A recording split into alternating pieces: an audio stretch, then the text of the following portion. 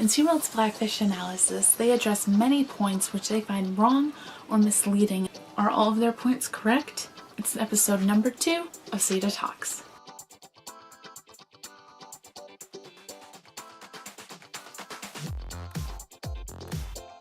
Came out with this whole 69 instances of blackfish which they found misleading or incorrect. Their blackfish analysis has actually been debunked several times, and I've gone through it multiple times trying to figure out how I feel about it, on what points do I agree with them, what points do I disagree with them. And so I'm going to be talking a little bit about one of those issues today, and that issue has to do with when Howard Garrett, toward the beginning of Blackfish, when they're talking about the captures, talks about how Seaworld was ejected from Washington and went straight to Iceland. Seaworld themselves says in the report, "This is false. There is no court order ejecting or banning Seaworld from the state of Washington. To the contrary, the court dismissed the case because of a stipulated settlement between the parties in which Seaworld voluntarily agreed not to exercise its rights under the valid permit issued to Seaworld by the state of Washington to capture whales." In 1976, Ralph Monroe, assistant to the then governor of Washington, Daniel Day Evans, witnessed the captures at Bud Inlet.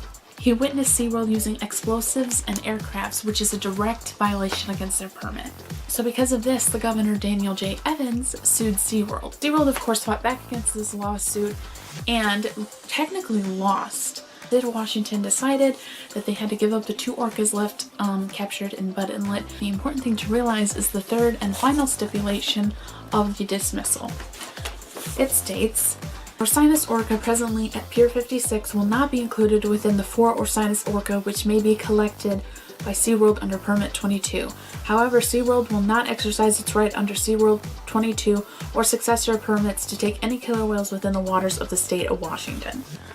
So in the end, the state of Washington took away their permit and would not allow them to capture whales anymore in those waters. They had gone in direct violation of their permit, and because of that, they lost their permit and they cannot capture orcas in there anymore. Therefore, there was absolutely nothing wrong with what Howard Garrett said in Blackfish. Some people are under the impression that Seaworld never captured from Iceland. Jim Antrim, Brad Andrews, and Don Goldsberry were all witnessed on the Gudrun trip in Iceland by the Sea Shepherd crew. Donald Goldsberry was an employee of Seaworld and as late as July 1987 was listed as the corporate director of collecting. Now, whether or not they've collected orcas in 34 years, they still reap the benefits of these collections. I've yet to find a pro-cap, a captivity supporter, a Seaworld supporter that agrees with capture.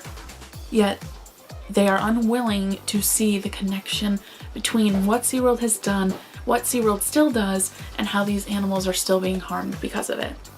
Through having orcas in their tanks, they are continuously contributing inadvertently to the captures in Russia and near China.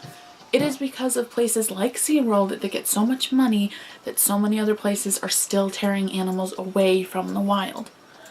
So what do you think? Do you think Seaworld continues to contribute to these captures? Do you think Seaworld is still guilty for what they did 34 years ago?